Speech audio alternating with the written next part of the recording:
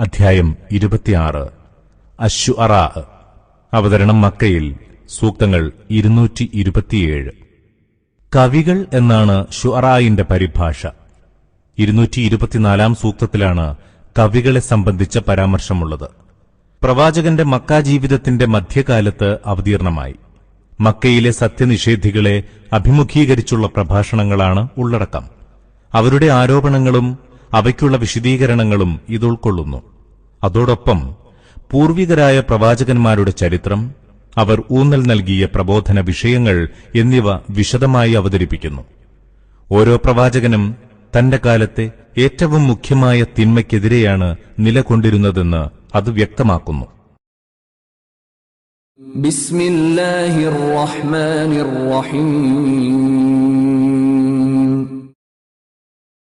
ത്വാ സീൻ മീം. ഇത് സുവ്യക്തമായ വേദപുസ്തകത്തിലെ വചനങ്ങളാണ്. അവർ വിശ്വാസികളായില്ലല്ലോ എന്നോർത്ത് ദുഃഖിതനായി നീ നിന്റെ ജീവൻ ഒടുക്കിയേക്കാം. നാം ഇച്ഛിക്കുകയാണെങ്കിൽ അവർക്ക് നാം മാനത്തുനിന്ന് ഒരു ദൃഷ്ടാന്തം ഇറക്കിക്കൊടുക്കും. അപ്പോൾ അവരുടെ പിരടികൾ അതിന് വിധേയമായിത്തീരും. പരമകാരുണികനായ അല്ലാഹുവിൽ നിന്ന് പുതുതായി ഏതൊരു ഉദ്ബോധനം വന്നെത്തുമ്പോഴും അവരതിനെ അപ്പാടെ അവഗണിക്കുകയാണ്. ഇപ്പോഴവർ തള്ളിപ്പറഞ്ഞിരിക്കുന്നു. എന്നാൽ അവർ പുച്ഛിച്ചു തള്ളിക്കളയുന്നതിന്റെ നിജസ്ഥിതി വൈകാതെ തന്നെ അവർക്ക് വന്നെത്തും. അവർ ഭൂമിയിലേക്ക് നോക്കുന്നില്ലേ? എത്രയേറെ വൈവിധ്യപൂർണമായ നല്ല ഇനം സസ്യങ്ങളെയാണ് നാം അതിൽ മുളപ്പിച്ചിരിക്കുന്നത്. തീർച്ചയായും അതിലൊരു ദൃഷ്ടാന്തമുണ്ട്. എന്നിട്ടും അവരിലേറെ പേരും വിശ്വാസികളായില്ല. നിന്റെ നാഥൻ തന്നെയാണ് പ്രതാപിയും പരമകാരുണികനും. നിന്റെ നാഥൻ മൂസായെ വിളിച്ചു പറഞ്ഞ സന്ദർഭം, നീ അക്രമികളായ ആ ജനങ്ങളിലേക്ക് പോവുക,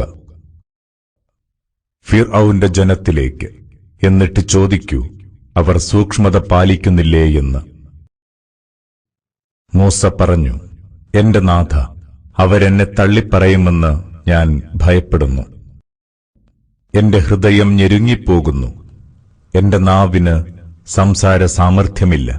അതിനാൽ നീ ഹാറൂന് സന്ദേശമയച്ചാലും. അവർക്കാണെങ്കിൽ എന്റെ പേരിൽ ഒരു കുറ്റാരോപണവുമുണ്ട്. അതിനാൽ അവരെന്നെ കൊന്നുകളയുമോ എന്ന് ഞാൻ ഭയപ്പെടുന്നു. അല്ലാഹു പറഞ്ഞു, ഒരിക്കലുമില്ല. അതിനാൽ നിങ്ങളിരുവരും നമ്മുടെ ദൃഷ്ടാന്തങ്ങളുമായി പോവുക. തീർച്ചയായും നിങ്ങളോടൊപ്പം എല്ലാം കേൾക്കുന്നവനായി നാമുണ്ട്. അങ്ങനെ നിങ്ങളിരുവരും ഫിർഔന്റെ അടുത്തു ചെന്ന് പറയുക, തീർച്ചയായും ഞങ്ങൾ പ്രപഞ്ചനാഥന്റെ ദൂതന്മാരാണ്. ഇസ്രയേൽ മക്കളെ ഞങ്ങളോടൊപ്പം അയക്കണമെന്നതാണ് ദൈവശാസന. ഫിർഔൻ പറഞ്ഞു, കുട്ടിയായിരിക്കെ ഞങ്ങൾ നിന്നെ ഞങ്ങളോടൊപ്പം വളർത്തിയില്ലേ?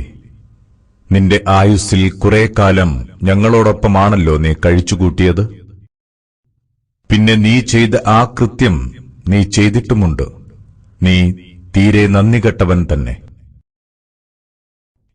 മൂസ പറഞ്ഞു, അന്ന് ഞാനത് അറിവില്ലായ്മയാൽ ചെയ്തതായിരുന്നു. അങ്ങനെ നിങ്ങളെപ്പറ്റി പേടി തോന്നിയപ്പോൾ ഞാനിവിടെ നിന്ന് ഒളിച്ചോടി. പിന്നീട് എന്റെ നാഥൻ എനിക്ക് യുക്തിജ്ഞാനം നൽകി. അവൻ എന്നെ തന്റെ ദൂതന്മാരിലൊരുവനാക്കി. എനിക്ക് ചെയ്തു തന്നതായി നീ എടുത്തു കാണിച്ച ആ അനുഗ്രഹം ഇസ്രായേൽ മക്കളെ നീ അടിമകളാക്കി വച്ചതിനാൽ സംഭവിച്ചതാണ്. ഫിർഔൻ ചോദിച്ചു, എന്താണ് ഈ ലോകരക്ഷിതാവെന്നത്? മൂസ പറഞ്ഞു, ആകാശഭൂമികളുടെയും അവയ്ക്കിടയിലുള്ളവയുടെയും സംരക്ഷകൻ തന്നെ. നിങ്ങൾ കാര്യം മനസ്സിലാകുന്നവരാണെങ്കിൽ ഇത് ബോധ്യമാകും. ഫിർഔൻ തന്റെ ചുറ്റുമുള്ളവരോട് ചോദിച്ചു, നിങ്ങൾ കേൾക്കുന്നില്ലേ? മൂസ പറഞ്ഞു, നിങ്ങളുടെ രക്ഷിതാവാണത്, നിങ്ങളുടെ പൂർവ്വപിതാക്കളുടെയും രക്ഷിതാവ്. ഫിർഔൻ പറഞ്ഞു, നിങ്ങളിലേക്ക് അയക്കപ്പെട്ട നിങ്ങളുടെ ഈ ദൈവദൂതൻ ഒരു മുഴുഭ്രാന്തൻ തന്നെ, സംശയം വേണ്ട. മൂസ പറഞ്ഞു, ഉദയസ്ഥാനത്തിന്റെയും അസ്തമയസ്ഥാനത്തിന്റെയും അവയ്ക്കിടയിലുള്ളവയുടെയും രക്ഷിതാവാണവൻ. നിങ്ങൾ ചിന്തിച്ചറിയുന്നവരെങ്കിൽ ഇത് മനസ്സിലാകും.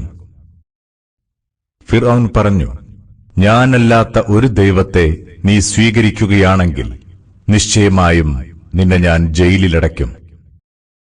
മൂസ ചോദിച്ചു, ഞാൻ താങ്കളുടെ അടുത്ത് വ്യക്തമായ വല്ല തെളിവും കൊണ്ടുവന്നാലും? ഫിർഔൻ പറഞ്ഞു, എങ്കിൽ നീ അതിങ്ങ് കൊണ്ടുവരിക, നീ സത്യവാനെങ്കിൽ. അപ്പോൾ മൂസ തന്റെ വടി താഴെയിട്ടു.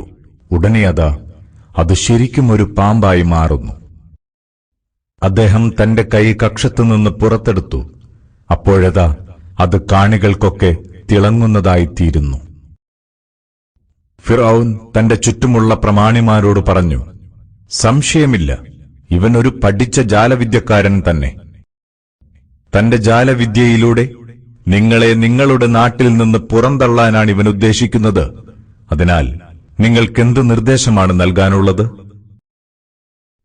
അവർ പറഞ്ഞു, ഇവന്റെയും ഇവന്റെ സഹോദരന്റെയും കാര്യം ഇത്തിരി നീട്ടിവെക്കുക. എന്നിട്ട് ആളുകളെ വിളിച്ചുകൂട്ടാൻ നഗരങ്ങളിലേക്ക് ദൂതന്മാരെ നിയോഗിക്കുക.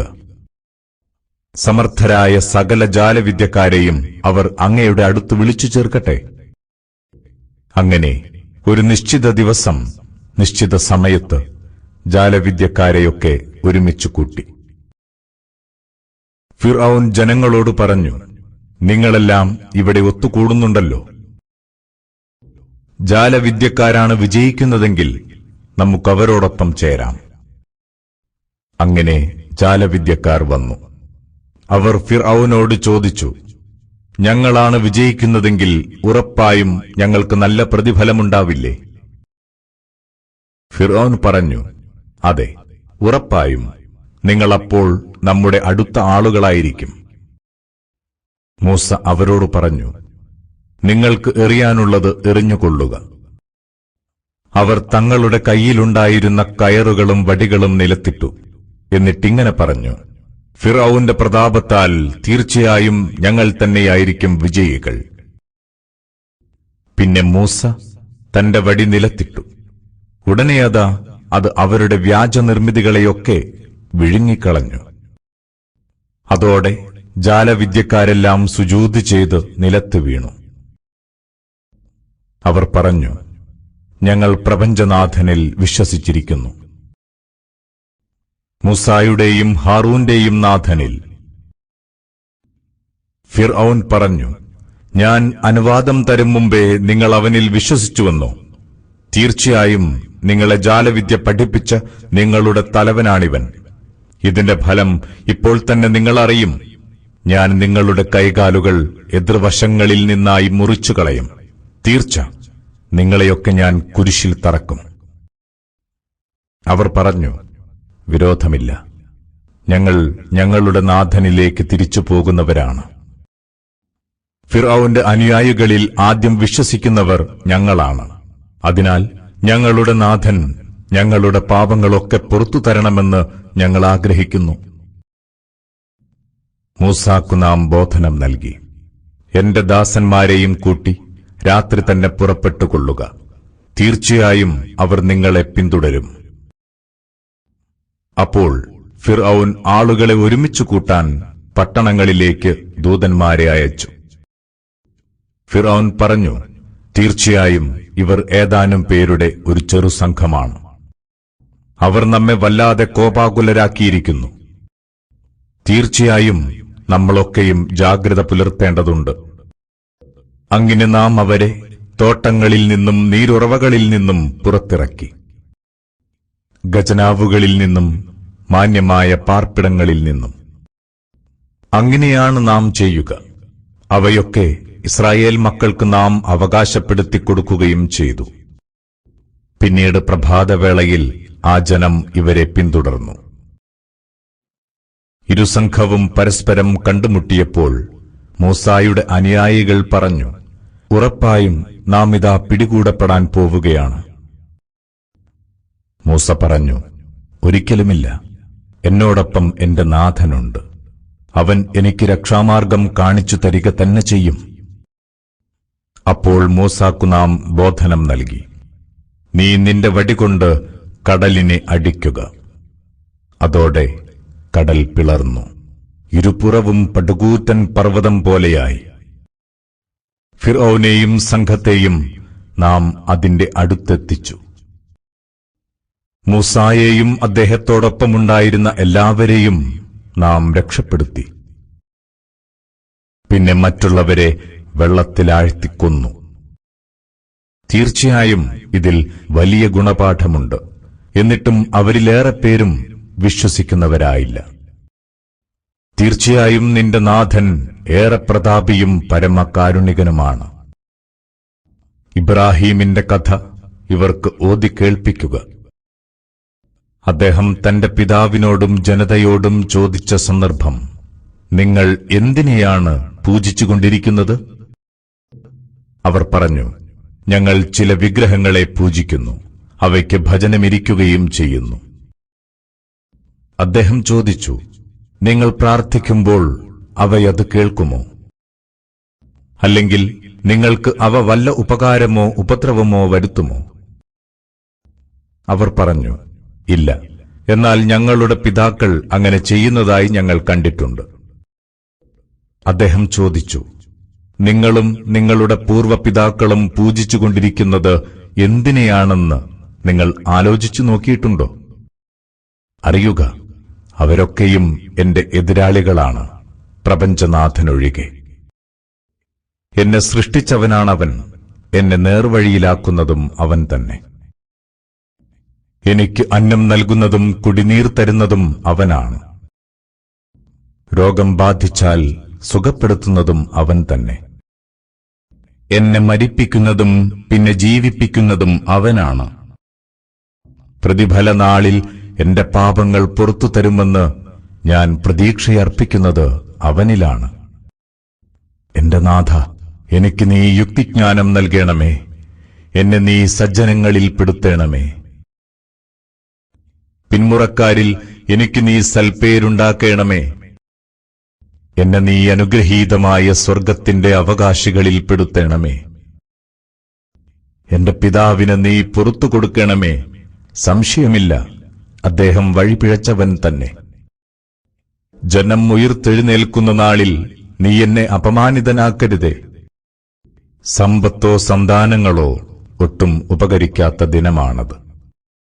കുറ്റമറ്റ മനസ്സുമായി അല്ലാഹുവിന്റെ സന്നിധിയിൽ ചെന്നെത്തിയവർക്കൊഴികെ. സൂക്ഷ്മത പുലർത്തുന്നവർക്ക് അന്ന് സ്വർഗം വളരെ അടുത്തായിരിക്കും. വഴിപിഴച്ചവരുടെ മുന്നിൽ നരകം വെളിപ്പെടുത്തുകയും ചെയ്യും.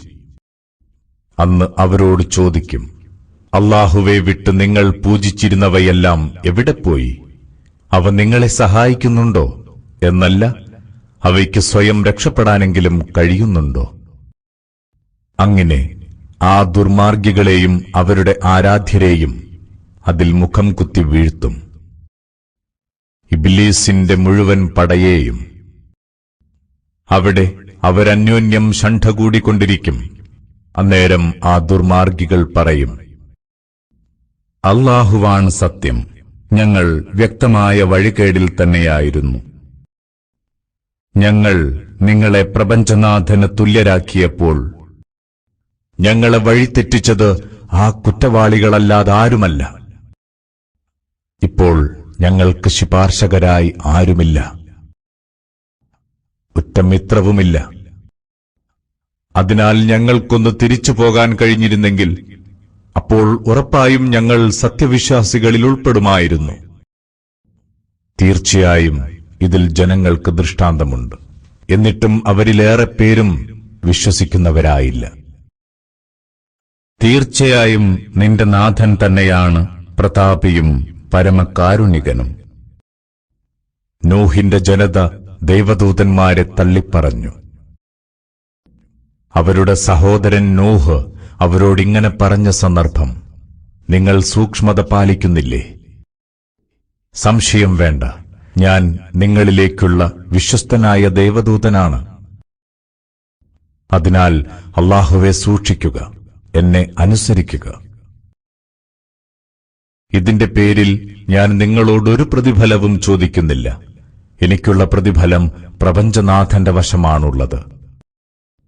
അതിനാൽ നിങ്ങൾ അല്ലാഹുവെ സൂക്ഷിക്കുക, എന്നെ അനുസരിക്കുക. അവർ പറഞ്ഞു, നിന്നെ പിൻപറ്റിയവരൊക്കെ താണ വിഭാഗത്തിൽപ്പെട്ടവരാണല്ലോ, പിന്നെ ഞങ്ങൾക്കെങ്ങനെ നിന്നിൽ വിശ്വസിക്കാനാകും? അദ്ദേഹം പറഞ്ഞു, അവർ ചെയ്തുകൊണ്ടിരിക്കുന്നതിനെപ്പറ്റി എനിക്കെന്തറിയാം? അവരുടെ വിചാരണ എന്റെ നാഥന്റെ മാത്രം ചുമതലയത്രേ. നിങ്ങൾ ബോധമുള്ളവരെങ്കിൽ അതോർക്കുക.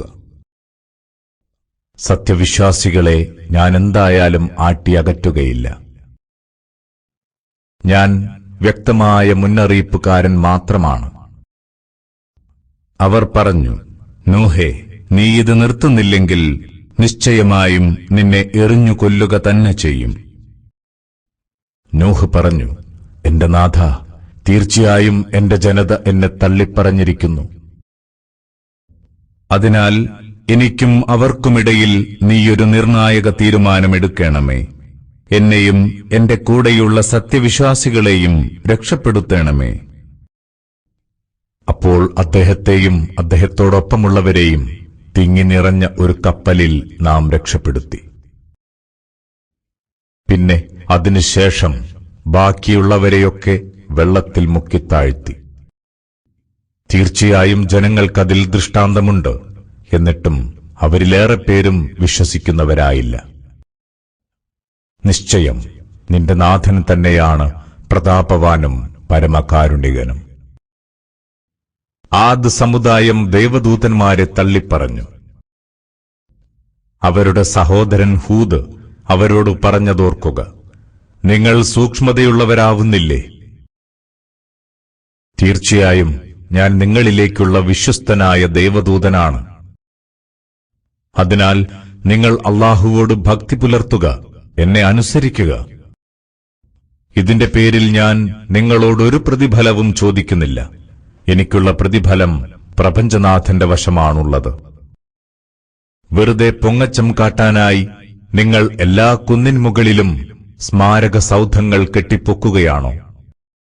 നിങ്ങൾക്ക് എക്കാലവും പാർക്കാനെന്ന പോലെ പടുകൂറ്റൻ കെട്ടിടങ്ങൾ പടുത്തുയർത്തുകയാണോ? നിങ്ങൾ ആരെയെങ്കിലും പിടികൂടിയാൽ വളരെ ക്രൂരമായാണ് ബലപ്രയോഗം നടത്തുന്നത്.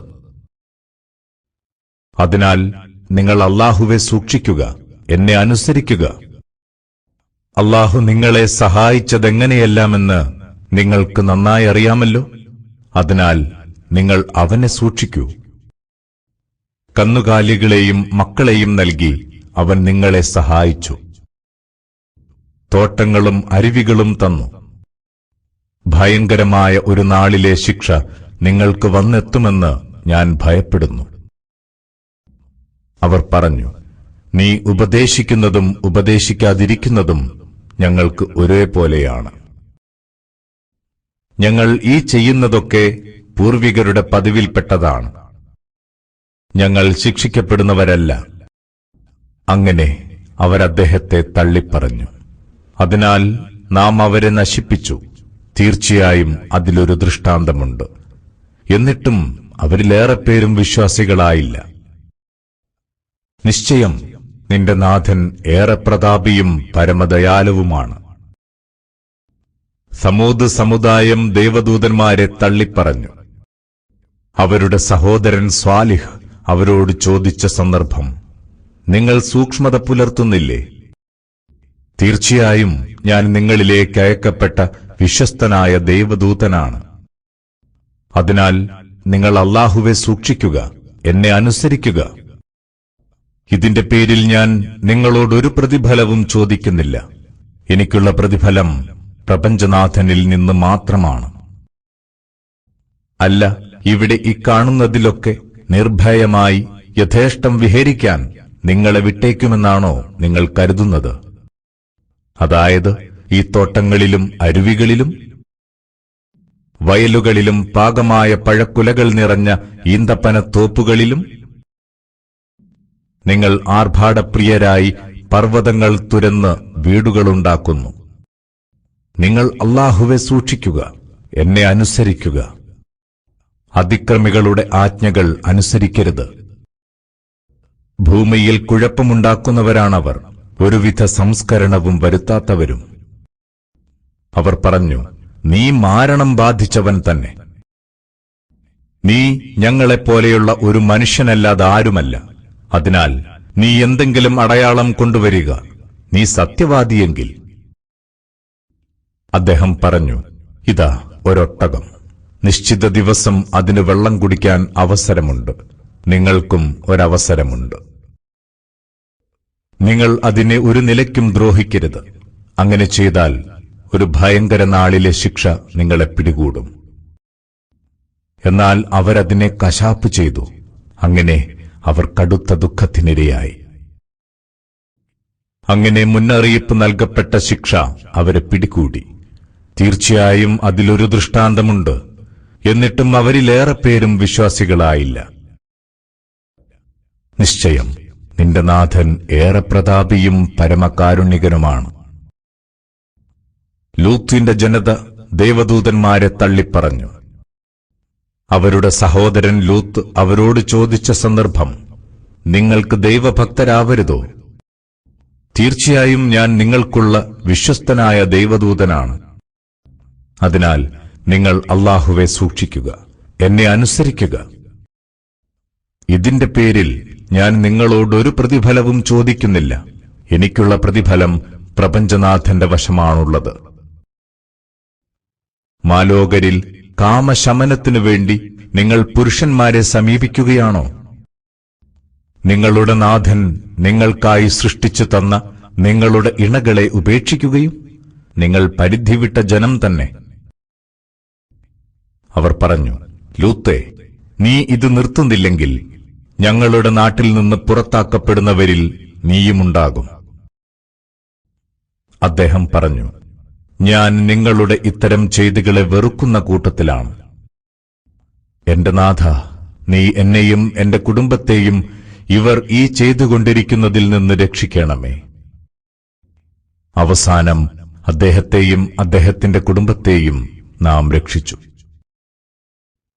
പിന്തിനിന്ന ഒരു കിഴവിയെ ഒഴികെ. പിന്നീട് മറ്റുള്ളവരെ നാം തകർത്തു നാമാവശേഷമാക്കി. അവരുടെ മേൽ നാം ഒരു തരം മഴ വീഴ്ത്തി. താക്കീത് നൽകപ്പെട്ടവർക്ക് കിട്ടിയ ആ മഴ എത്ര ചീത്ത! തീർച്ചയായും അതിലൊരു ദൃഷ്ടാന്തമുണ്ട്. എന്നിട്ടും അവരിലേറെ പേരും വിശ്വാസികളായില്ല. സംശയമില്ല, നിന്റെ നാഥൻ ഏറെ പ്രതാപിയും പരമദയാലുവും തന്നെ. ഐക്ക നിവാസികൾ ദേവദൂതന്മാരെ തള്ളിപ്പറഞ്ഞു. ശുഐബ് അവരോട് ചോദിച്ച സന്ദർഭം, നിങ്ങൾക്ക് ദൈവഭക്തരാവരുതോ? ഞാൻ നിങ്ങളിലേക്ക് നിയോഗിതനായ വിശ്വസ്തനായ ദൈവദൂതനാണ്. അതിനാൽ നിങ്ങൾ അല്ലാഹുവെ സൂക്ഷിക്കുക, എന്നെ അനുസരിക്കുക. ഇതിന്റെ പേരിൽ ഞാൻ നിങ്ങളോട് ഒരു പ്രതിഫലവും ആവശ്യപ്പെടുന്നില്ല. എനിക്കുള്ള പ്രതിഫലം പ്രപഞ്ചനാഥന്റെ വശം മാത്രമാണ്. നിങ്ങൾ അളവിൽ തികവ് വരുത്തുക, അളവിൽ കുറവ് വരുത്തുന്നവരിൽ പെട്ടുപോകരുത്. കൃത്യതയുള്ള തുലാസുകളിൽ തൂക്കുക. ജനങ്ങൾക്ക് അവരുടെ ചരക്കുകളിൽ കുറവ് വരുത്തരുത്. നാട്ടിൽ കുഴപ്പക്കാരായി വിഹരിക്കരുത്. നിങ്ങളെയും മുൻ തലമുറകളെയും സൃഷ്ടിച്ചവനെ സൂക്ഷിക്കുക. അവർ പറഞ്ഞു, നീ മാരണം ബാധിച്ച ഒരുത്തൻ മാത്രമാണ്. നീ ഞങ്ങളെപ്പോലെയുള്ള ഒരു മനുഷ്യനല്ലാതെ ആരുമല്ല. കള്ളം പറയുന്നവനായാണ് നിന്നെ ഞങ്ങൾ കരുതുന്നത്. ആകാശത്തിന്റെ ചില കഷ്ണങ്ങൾ ഞങ്ങൾക്കുമേൽ വീഴ്ത്തുക, നീ സത്യവാദിയെങ്കിൽ. അദ്ദേഹം പറഞ്ഞു, നിങ്ങൾ ചെയ്യുന്നതിനെപ്പറ്റി നന്നായി അറിയുന്നവനാണെന്റെ നാഥൻ. അങ്ങനെ അവരദ്ദേഹത്തെ തള്ളിപ്പറഞ്ഞു. അതിനാൽ കാർമേഘം കുടപിടിച്ച നാളിന്റെ ശിക്ഷ അവരെ പിടികൂടി. ഭയങ്കരമായ ഒരു നാളിന്റെ ശിക്ഷ തന്നെയായിരുന്നു അത്. തീർച്ചയായും അതിലൊരു ദൃഷ്ടാന്തമുണ്ട്. എന്നിട്ടും അവരിലേറെ പേരും വിശ്വസിക്കുന്നവരായില്ല.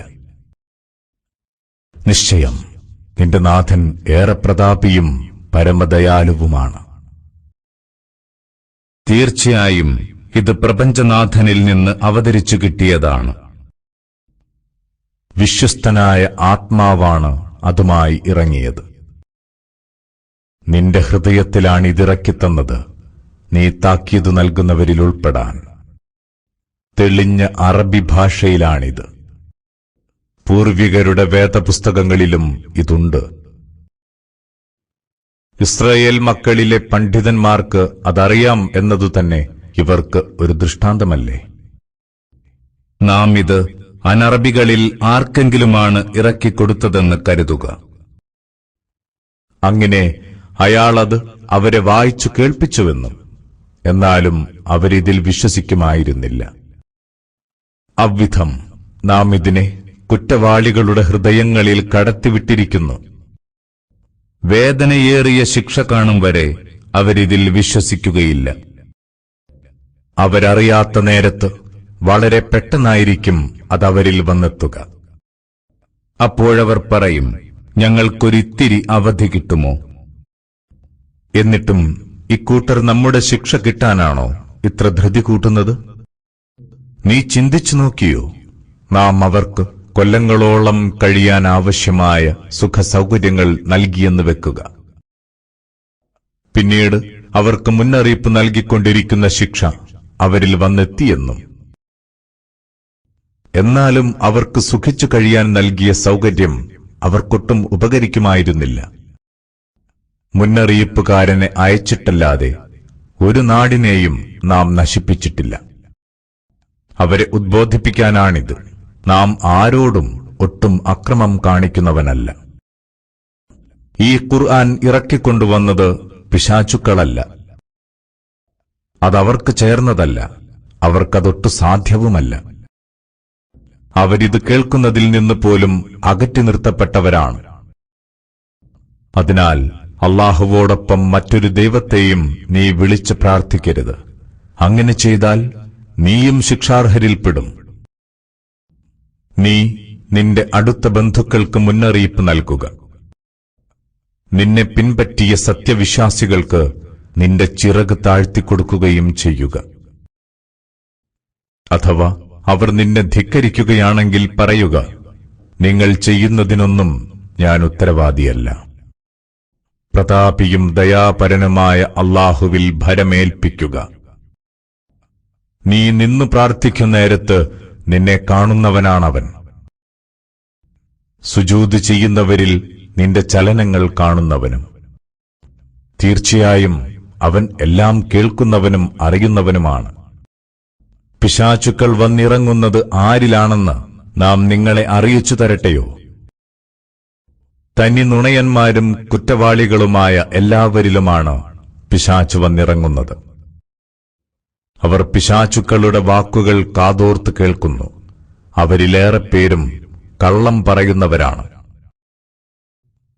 വഴി പിഴച്ചവരാണ് കവികളെ പിൻപറ്റുന്നത്. നീ കാണുന്നില്ലേ, അവർ സകല താഴ്വരകളിലും അലഞ്ഞു തിരിയുന്നത്, തങ്ങൾ ചെയ്യാത്തത് പറയുന്നതും. സത്യവിശ്വാസം സ്വീകരിക്കുകയും സൽക്കർമ്മങ്ങൾ പ്രവർത്തിക്കുകയും അല്ലാഹുവെ ധാരാളമായി സ്മരിക്കുകയും തങ്ങൾ ആക്രമിക്കപ്പെട്ട ശേഷം അതിനെ നേരിടുക മാത്രം ചെയ്തവരുമൊഴികെ. അതിക്രമികൾ അടുത്തുതന്നെ അറിയും തങ്ങൾ മാറിമറിഞ്ഞ് ഏതൊരു പരിണതിയിലാണ് എത്തുകയെന്ന്.